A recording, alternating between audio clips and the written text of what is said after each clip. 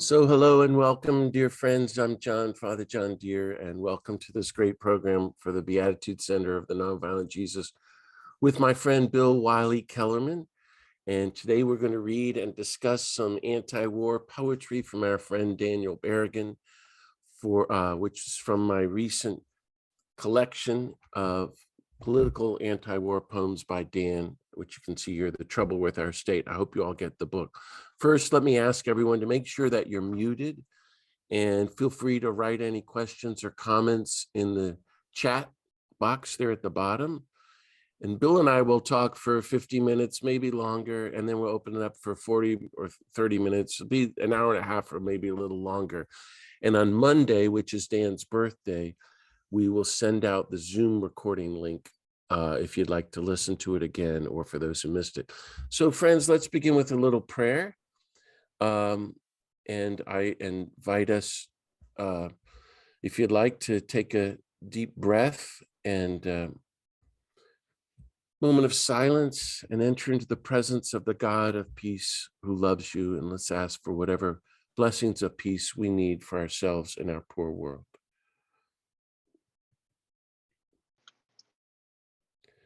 Beloved God of peace, thank you for all the blessings of life and love and peace that you give us, the whole human race. Be with us now as we reflect on the poetry of Daniel Berrigan, our friend, and inspire us, strengthen us, and guide us, that we might do our part to support the global grassroots movements to end war and poverty and racism and nuclear weapons and environmental destruction and all violence, that we too might be your holy people of peace, love, and nonviolence, true followers of the nonviolent Jesus, your beatitude people, like Dan, holy peacemakers. In Jesus' name, amen.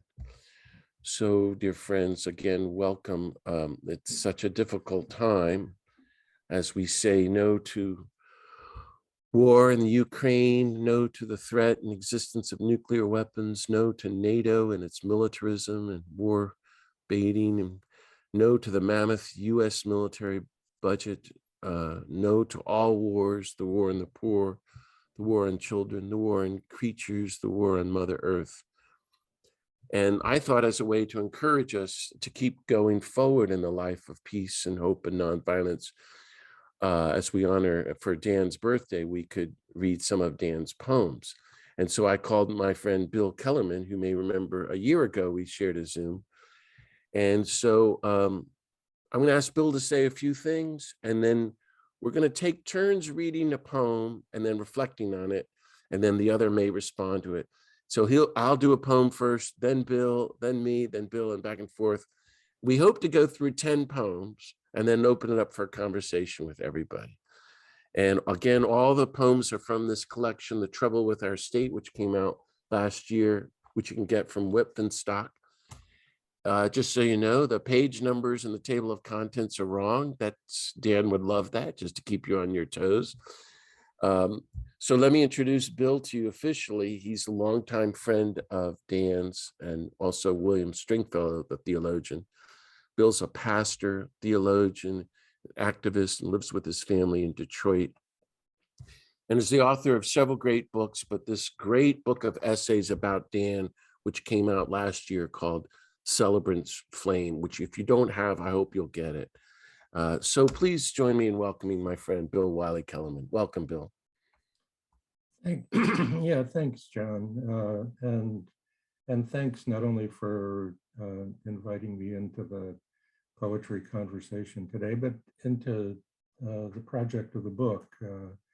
I really appreciated getting a chance to suggest some poems for it and write a foreword, which is directly connected to the Celebrant's Flame book. You know, when I was trying to get myself thinking about writing a foreword, I printed out stuff I'd written about Dan previously, and all of a sudden I said, maybe, I got something more here. And you set me on a path here where Celebrant's Flame just kind of poured out of me. So I'm appreciative in a lot of ways. Thanks. So great. So we're just going to jump right in. Okay, friends. And this first poem is the title poem. Again, hold on. I pressed the wrong button. It's the title poem of the book called The Trouble with Our State, and I like it, and it's a doozy, and it's page 1 if you have the book with you. And it's always been one of my favorites. It says, the trouble with our state is not civil disobedience, which is thousands of people protesting war and racism and the whole culture that's killing the planet and getting arrested and going to jail. Remember, at one point in Gandhi's campaign, he had 300,000 people in jail for nonviolent civil disobedience. Dan says the trouble with our state is civil obedience. So I'll read the poem. The trouble with our state was not civil disobedience, which in any case was hesitant and rare. Civil disobedience was rare as kidney stone, no rarer. It was disappearing like immigrants' disease. You've heard of a war on cancer? There is no war like the plague of media. There is no war like routine. There is no war like 3 square meals. There is no war like a prevailing wind. It blows softly, whispers, don't rock the boat. The sails obey, the ship of state rolls on. The trouble with our state, we learned it only afterward, when the dead resembled the living who resembled the dead, and civil virtue shone like paint on tin, and tin citizens and tin soldiers marched to the common whip. Our trouble, the trouble with our state of soul, with our state of siege, was civil obedience. Wow. So notice he's saying that the American culture is waging a war upon us, Americans, and that it's oppressing us and we don't even realize it in a certain way. The war of the media. He calls it the war of routine, the war of going about our daily business while the whole world is suffering and dying. And the message being, don't rock the boat. And I would say Dan thought we were slaves, stuck in this culture of violence and war and don't realize it. But the last line is that punch, and it's really helped me get mobilized to do a lot of civil disobedience, where he says, the trouble with our state is civil obedience. So I invite you to think about that and what we can do about it as we move deeper into fascism, tyranny, moving away from democracy, deeper into racism, greater inequality, permanent war making, closer to nuclear war, catastrophic climate change. I know Dan would have been thinking about that old phrase, we don't want to be good, obedient Germans.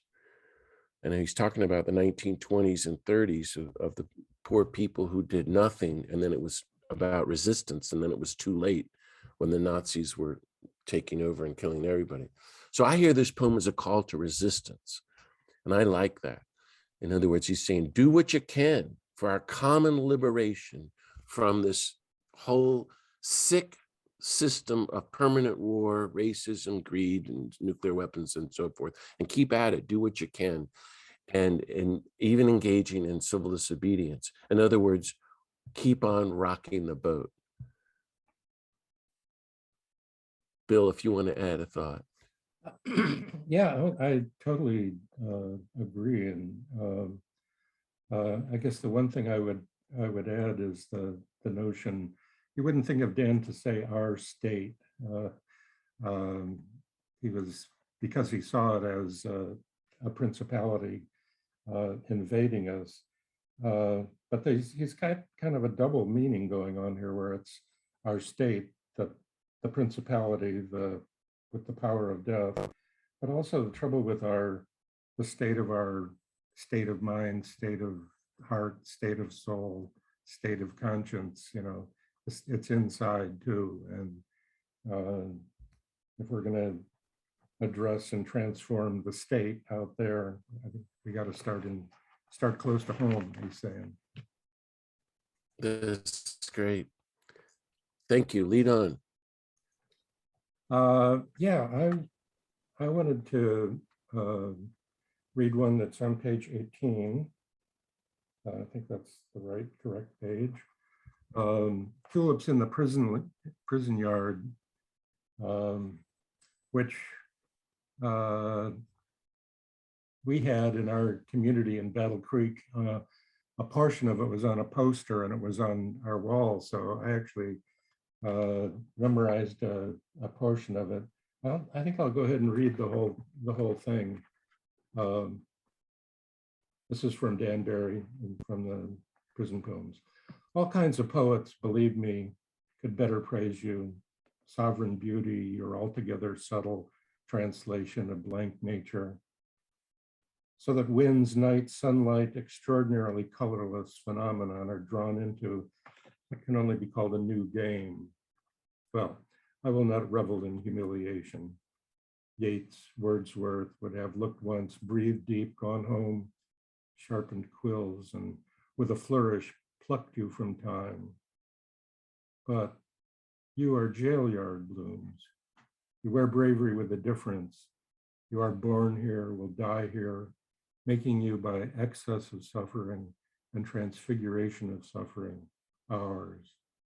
I see prisoners pass in dead spur of spring before you show face. Are you their glancing tears, the faces of wives and children, the yin yang of hearts, to fro like hanged necks, and perpetual cruelty, absurdity?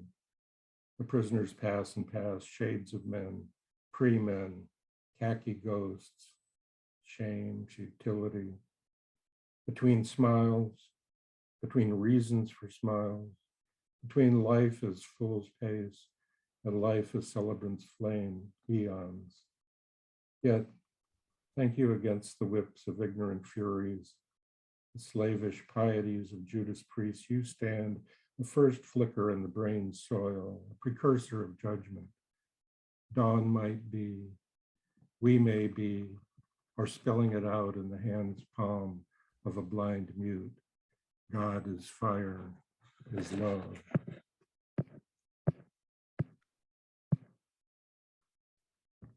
I think of, he names Wordsworth and even Yeats here. There's a kind of humility that he's beginning with in a way, but also he's up to a different project than they. He doesn't want to pluck them from the flowers from time and turn them into eternity. They have a really concrete location as far as Dan is concerned. And I think of them as probably surprising him, being a bulb underground, bursting forth when the time is right, and not knowing it was there hidden, waiting to come out. And this notion of being born here, die here, there are prisoners who are sentenced to life without parole, as well as those who are sentenced to death. Both are, death sentences in a way, and yet he's talking about something that in the midst of it is going to keep coming up. I think kind of a very conscious, almost resurrection image here. I'm sure you heard Celebrant's Flame there. That's the title of the book that John mentioned, and I took it from this poem, Between Life as Fool's Pace. And you think of prisoners pacing the yard or the cell there. And then maybe just this last reference, I think is about the poet's struggle, spelling it out in the palm's hand of a blind mute, trying to communicate what can't be seen or heard, which is actually God being fire and love. That's that's a task of communication that maybe only poetry can carry on. That's just beautiful, Bill. I was, tulips in the prison yard. Wow. And being in prison, as John Bach could tell us, and just walking around, that's all you got. But he's noticing and writing a poem about them. And at the end, he says, thank you. And I was thinking that they're witnesses to Dan and the prisoners, that dawn, there might be a new dawn, that humanity is the word I have in my translation, might one day become human. And then that incredible line, as you said, spelling it out in the hand's palm of a blind mute, that God is fire, God is love. That the tulips are telling Dan that and telling us that. It's just beautiful image. So thanks, Bill. I'm going to move on to another favorite of mine, which is the second book, the second poem in the book, called Prophecy. And it's a doozy also. So I'm going to read it. It's on page 2 if you got the book. Here goes. The way I see the world is strictly illegal. To wit, through my eyes, is illegal. Yes, to wit, I live like a pickpocket, like the sun, like the hand that writes this by my wits. This is not permitted, that I look on the world, and worse, insist that I see what I see. A conundrum, a fury, a burning bush, and with 5 fingers where my eyes fail, trace with a blackened brush on butcher sheets, black on white, black for blood, white for death, where the light fails. That face, which is not my own and my own. That death, which is not my own and my own. This is strictly illegal and will land me in trouble, as somewhere now in a precinct, in a dock, the statutes thrash in fury. Hear them, hear ye the majestic jaws of crocodiles in black shrouds, the laws forbidding me the world, the truth, under blood oath, forbidding row upon row of razors, of statutes, of molars, of grinders, those bloodshot eyes, legal, sleepless, man-eating, not letting me not let blood. Wow. I remember, I heard Dan read's his poems probably hundreds of times, actually, because then every time we gathered for dinner for 10 years, poems were read first. And but I remember the first time Dan read this publicly was in at a party in his honor at our friend Ramsey Clark's office. Ramsey Clark, the former attorney general, who was our lawyer. And he stood up and read it, kind of like I just did, and sat down, and we all went, oh my God.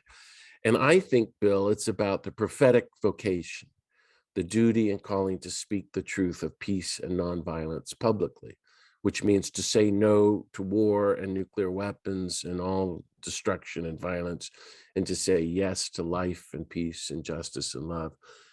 In other words, to do everything you can publicly to stop the killing. But I really love the first line, which you can take in so many ways. The way I see the world is strictly illegal. I think that's very clever and interesting. Everything happening in the world right now, as far as God is concerned, is illegal, according to God's law. Everything happening in the world right now, as far as the world is concerned, is perfectly, totally legal. It's legal to bomb and kill people, to prepare for nuclear war is legal. Warfare, racism, poverty, hunger, corporate greed, bringing down democracy, gun violence, executions, nuclear weapons, the destruction of the creatures, catastrophic climate change, not stopping the fossil fuel digging, all that's totally legal. So he sees it as illegal. And he's saying that this visionary way of life, which I call nonviolence, is illegal. It's illegal in a world of permanent war and violence to be a person who sees the way of peace, the possibilities of peace, even the God of peace. It's not permitted to see the possibilities of a new nonviolent world and then to go and say what you see. And that's the prophetic vocation. We say what we see, even though it's illegal to say it or to see it. And if you do, he says, it's going to land you in trouble in a world of violence and war on the brink, as we are. Ukraine just being one latest example of it. It's going to land you under arrest and rejection. And then that whole last section about judges. Chaz, I wonder what you think about this, but I'm thinking about all the judges I've been before. You know, he calls them crocodiles in black shrouds. I mean, I know what he means. And that last line, not letting me not let blood. It's so poetic. And they're not letting me trying to stop the killing. So I hear the poem as a call to pursue our own prophetic vocations. Nobody talks about that anymore, except for Dan and probably Stringfellow. That each of us have to speak publicly the truth of peace and nonviolence and do what we can, regardless of the consequences so we try to stop the killing and they stop us from trying to stop that. It reminds me, Bill, of one of my favorite poems by Edna St. Vincent Millay, which begins, I shall die, but that is all I shall do for death. Bill? Yeah, just quick, one of the things I noticed in working on this whole series that you pulled together was the first time I noticed how often Dan uses double negatives, like here at the end, not letting me not let blood, what you point out. And the poem begins with, is illegal, yes. It's yes, saying yes is illegal. Yes to life. But in some ways, what we've got for saying yes is saying no to no, saying no to the big no of death. And so anyway, I feel that sort of that movement in this poem. Well, go on, Bill. Thank you. Yeah, thanks, John. One of the poems I had suggested for the book is a long poem, and John said I could, because it's so long, he said I could take a couple extra minutes talking about it. We can't do the whole thing, but it appears on page 32 to 37.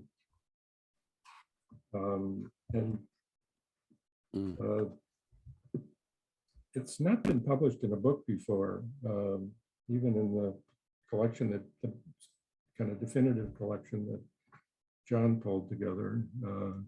It was published by the Thomas Merton Center in New York at St. John the Divine, and they published it as a series of posters with art by Tom Lewis.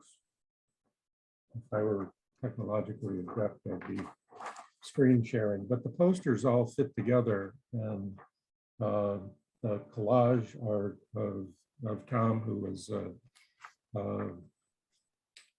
a Catholic worker artist,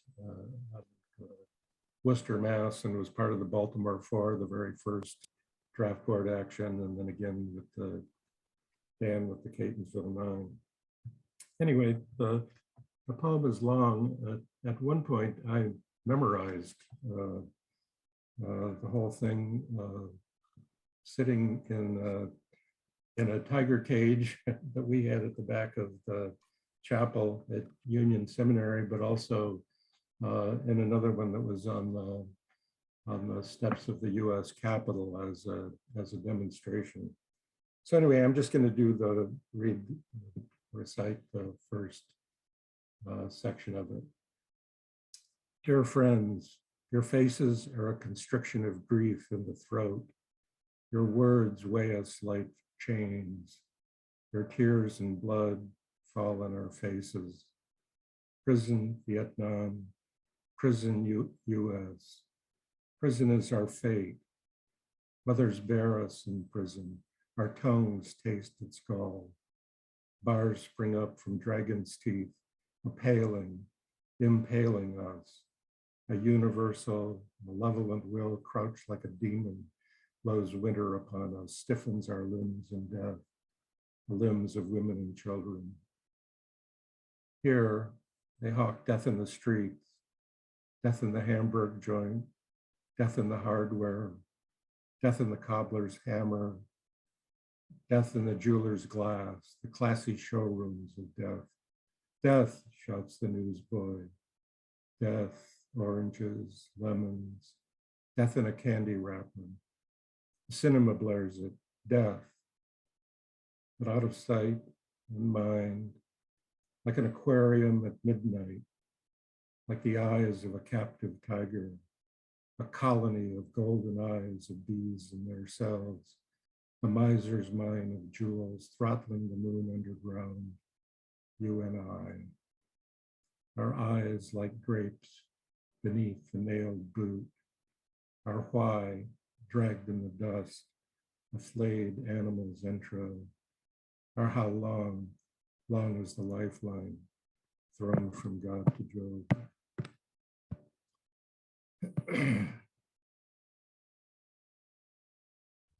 I'm kind of assuming that the poem was passed to the Vietnamese prisoners, many of whom were in tiger cages, through Thich Nhat Hanh in Paris. I'm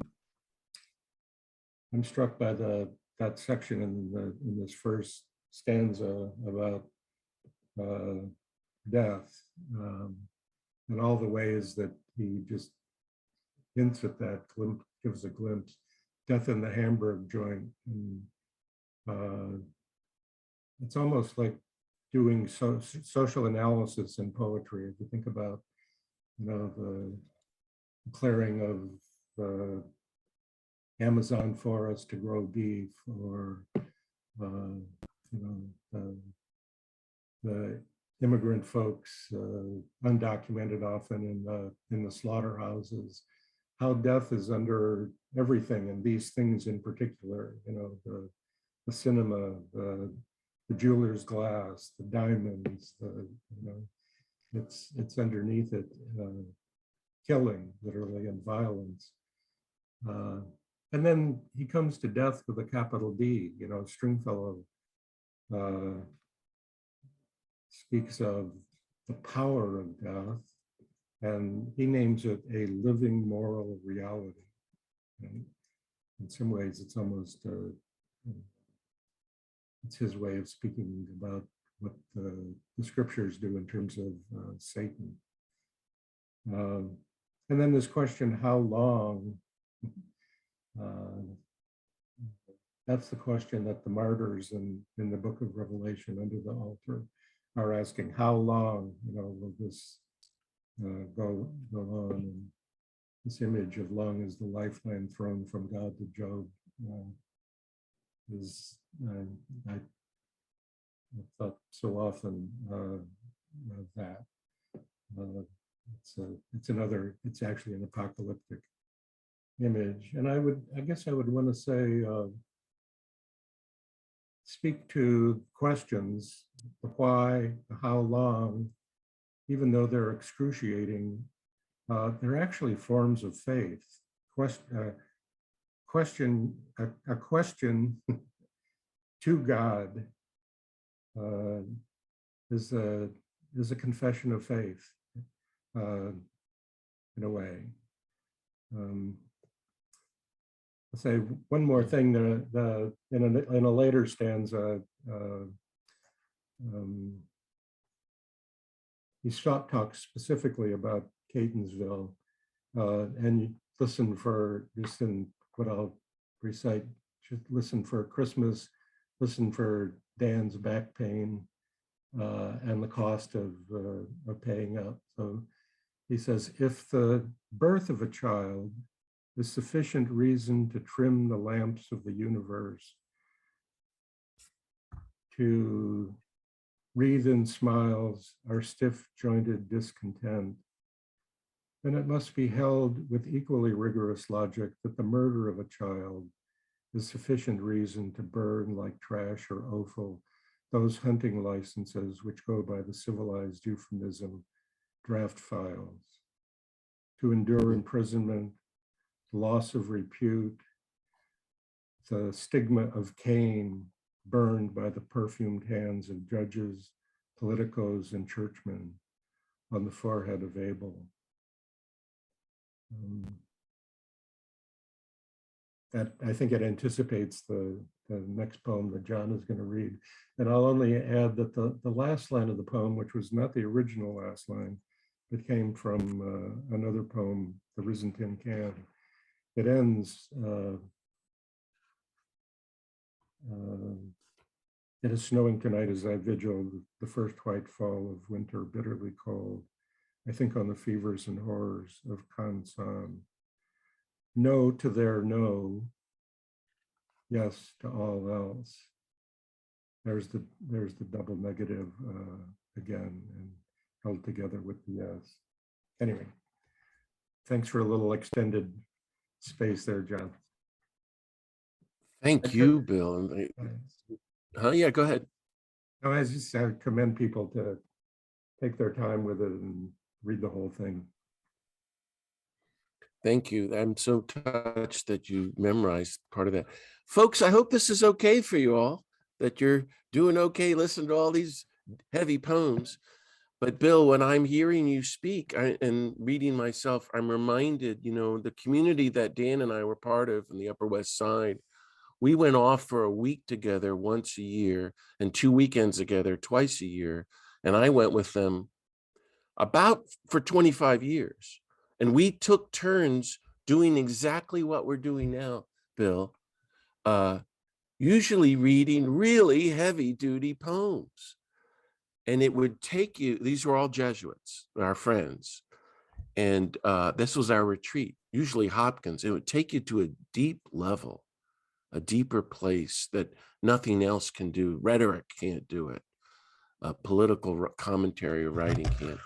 This poem I didn't know about until Bill sent it to me. And that line about the capital D, I heard Dan speak about that 50 times. That's from Auden, his famous poem, September 1st, 1939, marking the beginning of the US entry into World War I, where he speaks of death, but he has it with a capital D throughout. And I heard Dan say, so it's not that we're up against Putin or Trump or Biden or Bush or Reagan. And it's no longer that we're up against the principalities and powers. This is what Dan said, Bill. What we're up against is death and the means and metaphors of death. Everything is death, death, death. And he got that from Auden. And here it is in this incredible poem, folks. You got to read it. And the next one, which we didn't have time to read, There Isn't Tin Can. The other thing is, I'm glad you brought up Thich Nhat Hanh, my great friend and Dan's great friend, because Dan writes throughout, there's a whole section there about Lord Buddha and Lord Christ, Lord Buddha, Lord Christ. And remember, folks, the poem is an open letter from representing the prisoners in the United States who were resisting the Vietnam War to the prisoners in Vietnam. It's so touching, this poem that Bill's reading. But they had conversations about that. And then later, eventually, Thich Nhat Hanh wrote the book, Living Buddha, Living Christ. And I think he got all that from Dan. And then, there's so much more to talk about that poem. But the last line is so quintessential Dan. To say no to their no, and yes to all else. No, as Bill said, and Dan said this all his life. No to their not letting us not kill. No to their not letting us say no to war, and yes to life, yes to peace and love. It's a great, simple way to think about it. So I'm going to read another poem now called Payment. If you've got the book, it might be on page 107. Yeah. So,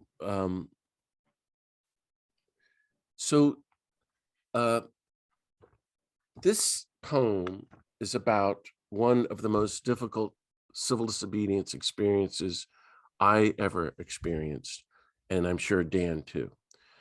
So I'm going to tell you the story about the poem. Is when we were arrested in January 2000 on Dr. King's birthday in New York City, and then I'll read the poem. Dan and I and a few friends, we did this every couple of months. We went to the USS Intrepid, which is the old battleship docked on the Hudson River along the west side of Manhattan, which they turned into this big museum. You can see it today. There's a battleship there right near Times Square. And it has on it every kind of bomb and weapon the United States has ever made. And they've made, since it opened in 1984, we protested the opening. Every public school in the whole New York area brings buses of children every day on field trips to learn about the wonders of war and the United States. So we would go there every couple of months and we'd hold up banners being against war. And then after a while, we would walk up to the entrance, kneel down, block the entrance, and get arrested. And the whole time, 1,000 kids would be watching this. We did this for years and years. And this particular day was really cold. It was January, and we weren't thinking of Dr. King. And we were arrested at 11 a.m. and they handcuff you. And they put, men and women into separate small metal vans with a big metal thing in the middle of it. And we were driven. So we're crowded into this thing and we're driven to the Midtown precinct to be booked, which is a place we all knew very well, expecting to be released in a few hours. And then we'd go out for food to recover. Well, that day, the jail was full. So we sat in the van freezing for several hours. Finally, they drove us to the east side to their booking, and that was full too. So after a couple hours, we were driven to Harlem, but that was full too. And the whole time we're in metal handcuffs behind our backs. We're sliding around this metal van and we're freezing. We hadn't been expected to be outside in the weather that long. And this went on till midnight. And they finally brought us to the Tombs, which they never did for us protesters. And that's in Lower Manhattan, 5 stories below the city courthouse, which is the main jail for the hundreds and hundreds of people who are arrested every day. And they parked our little van 6 blocks from the Tombs. And a New York City block is really long, and it's midnight and it's freezing. So they get us off the back of the metal van and they chain us together in a chain gang. We have chains on our ankles, our waists, and our wrists. We're chained together, single file, with armed guards on each side of each one of us. And we start walking. And it took, I thought it was like 45 minutes to go the 6 blocks. And it was below freezing, really, really cold. And once we got inside the jail cell, it was so crowded with hundreds and hundreds of men that no one could sit down. So we were all standing together, squeezed together, all through the night and all through the next day until 5 o'clock when our names were finally called and we were brought before a judge. It was totally awful. And as I was in the chain gang, I was chained right behind Dan. And he only had a little tiny thin windbreaker. And I was shaking. It was so cold. So I'm walking behind him at 12:30 in the morning and looking at him in his chains, freezing. And it felt like Good Friday. Just took me to a deep place of following the nonviolent Jesus as he carried the cross of resistance. And it helped me to learn or think about the price Jesus paid for speaking out and taking action. So here's the poem. It's called Payment, and it's on page 107. It was something akin to paying your way. No saving metaphor, to be sure. Paying for the next smile, the next heartbeat, the next sunset. Something owed life. The sheer beauty, yes, the heartbreak. Some small price, all said. Handcuffed, driven in a chain gang across Manhattan at cold midnight. Something paid to strike the manacles Christ bore and bears in the world.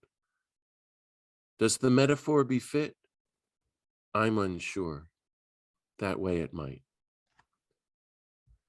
So I read that because it brought back that story and this theme of resistance.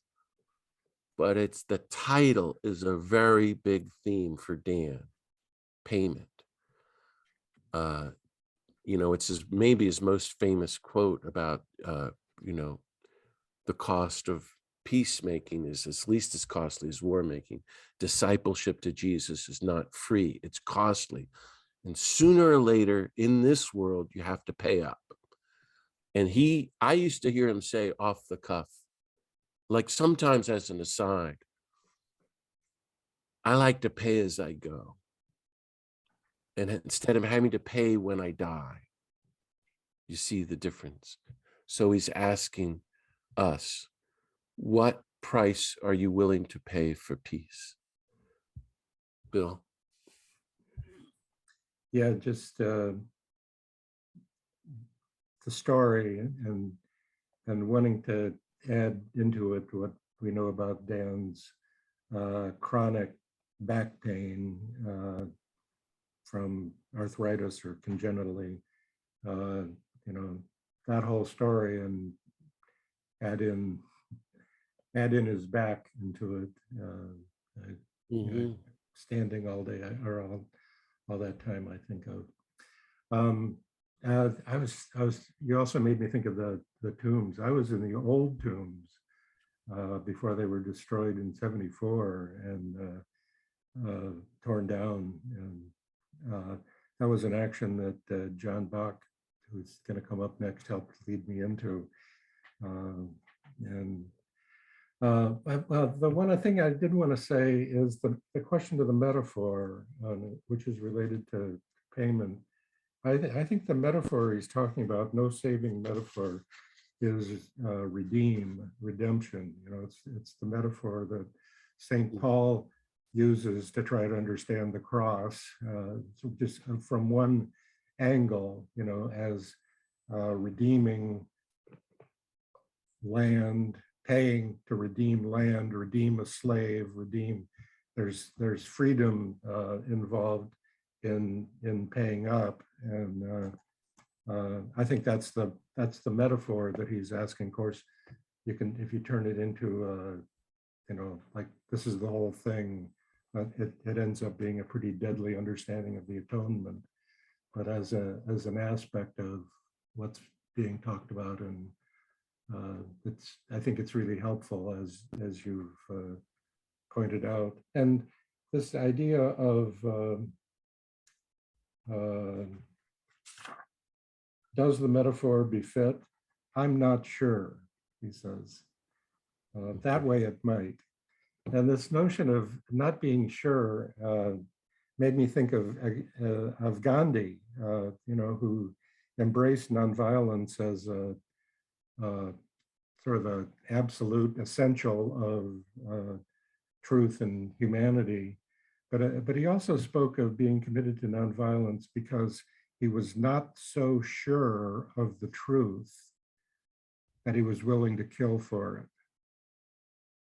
which is really backdoor understanding of sort of building nonviolence on a kind of modesty before the truth.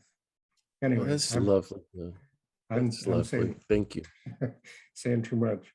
I did want to introduce John Bach, who happens to be on. He was at Danbury. He was a draft resistor and was at Danbury with Dan Berrigan. And I had decided to do Psalm 126 from his book Uncommon Prayer, which I happen to know John knows by heart. So I asked if he would read it, or as it were, recite it. Well, first, John Deere, thank you so much for organizing such a rich and profound gathering. Bill Wylie-Kellermann, my admiration and love for you continues to grow and grow. And Art Laughin, oh brother, it is good to see you, and thank you for your life. As Bill said, Dan took it upon himself to retell a number of the Psalms in the book of Uncommon Prayer. There's a seeming contradiction in the theme of Psalm 126, which is liberation in captivity. I was one of those khaki ghosts circling the compound and know what it is to leave ghosthood behind and to become a full-bodied, full-blooded, full-spirited human being. Dan wrote, "When the Spirit struck us free, we could scarce believe it for very joy. Were we free? Were we wrapped in a dream of freedom, our mouths filled with laughter, our tongues with pure joy? The oppressors were awestruck. What marvels this Spirit works for them. Like a torrent in flood, our people streamed out, locks, bars, cages, gulags, ghettos, a nightmare scattered. We trod those long furrows, slaves, sowing in tears. A lightning bolt loosed us, and now we tread those same furrows, half drunk with joy, the golden sheaves in our arms." Dan put a lot of golden sheaves in our arms. Thank you. Thanks, Thank you, John. Yeah, just quick, John. Dan did this book of poems, Uncommon Prayer, which are him riffing on particular psalms. This on 126. And Psalm 126 is a psalm of captivity. It's a psalm that's set in Babylonian captivity, and yearning for freedom. Prisoners, yeah, a lot of times you'll see prisoners with calendars on the wall and X's marking off dates, and they're all headed toward the out date, which is the day of freedom, right? That you kind of keep before you as a way to endure, what you're going through. And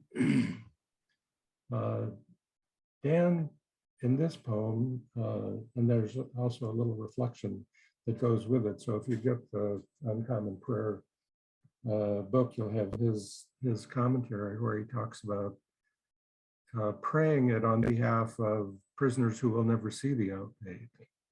And he's thinking about folks all around the world, and he names places, but also prisoners, whose sentences are open-ended, prisoners who are sentenced to die in prison in one way or another, and to pray it on their behalf, which is how the Psalms work. It's a psalm that's in a concrete moment, uttered and prayed, but then it becomes accessible, sort of more, not exactly universally, but in many sort of wider ways.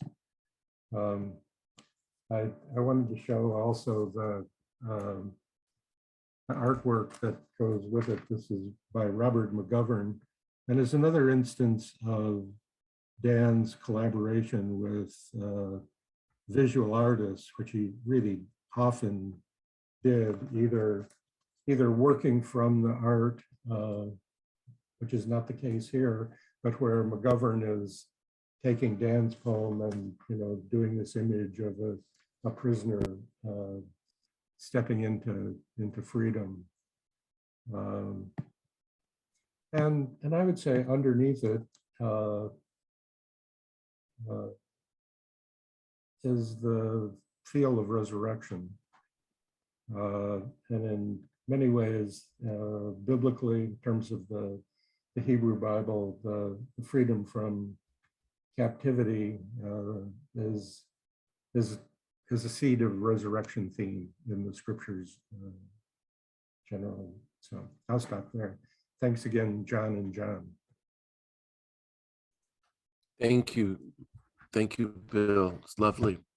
So moving on to a couple more, if you can stand it, you all. This is the last poem in the book. It's called Zen Poem, and it's the conversation between a young novice monk and the older, wiser Zen monk. And the young fellow is saying, "I wish I had supernatural powers." And the old guy is saying, "What? Just try to use your natural powers." So it's a big theme of Dan's. Here goes.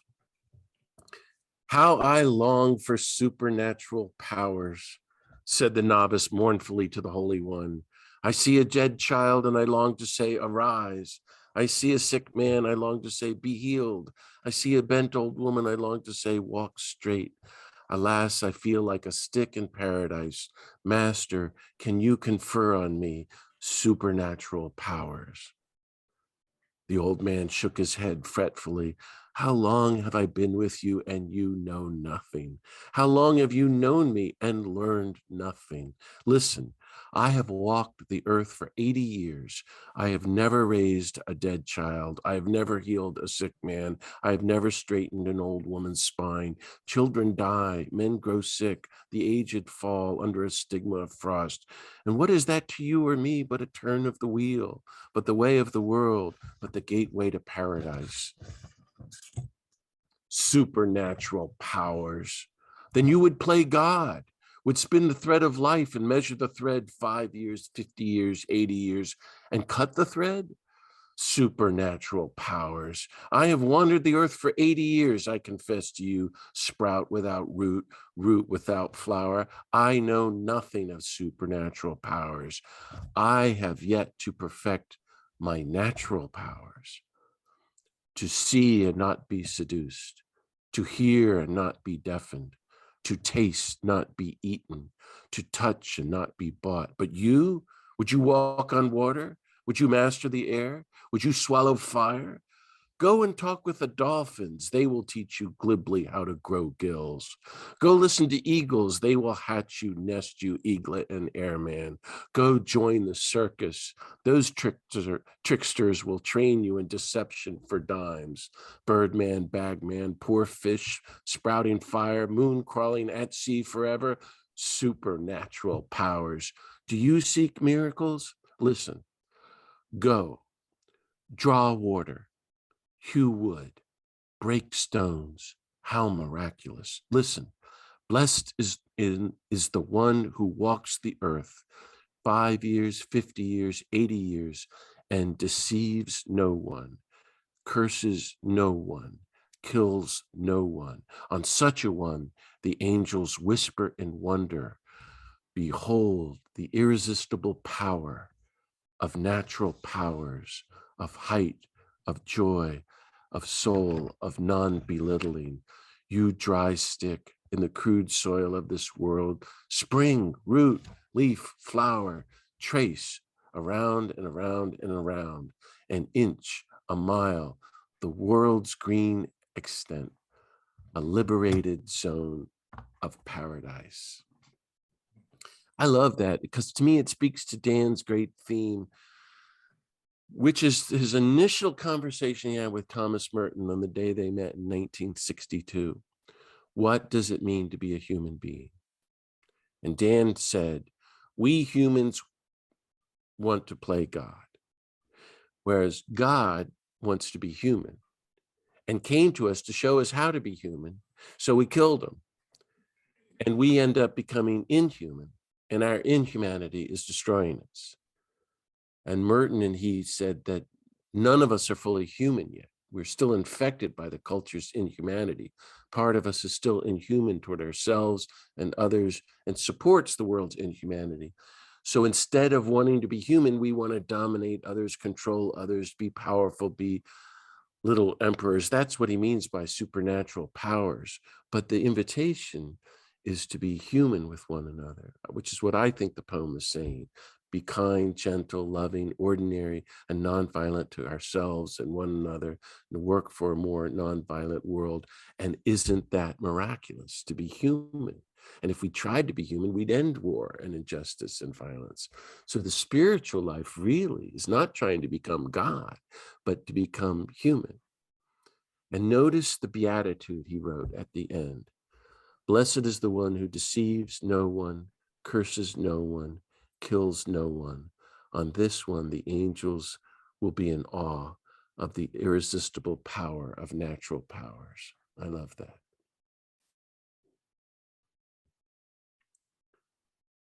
Bill, any comment? Otherwise, you can move on because we're coming to the end. I have not a single word to add to Zen Poem. Okay, well, we each have one left, I think, right? Yeah. I wanted to read the Block Island Cottage poem, which is on 93. If you've got the book, and John has a little introduction to it about it being on the wall of Dan's cottage on the bluff overlooking the Atlantic. And there was a point where I also knew this one by heart. It's short, but I'm not going to try it. I'm just going to read it.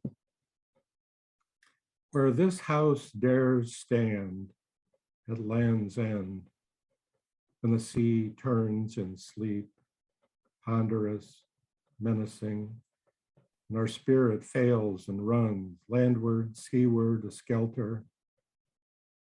We pray you protect from the law's clawed outreach, from the second death, from envy's tooth, from doom's great knell, all who dwell here. I once described it as an exorcism poem, but it's really not. It's not casting out. Stringfellow did do an exorcism of his house after Anthony's death to scatter death and its presence from the house. But this is more,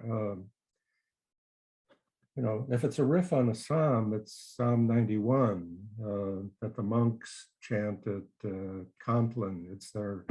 It's their "Now I lay me down to sleep" psalm, which says, the arrow that flies by day, you it will never approach. The pestilence that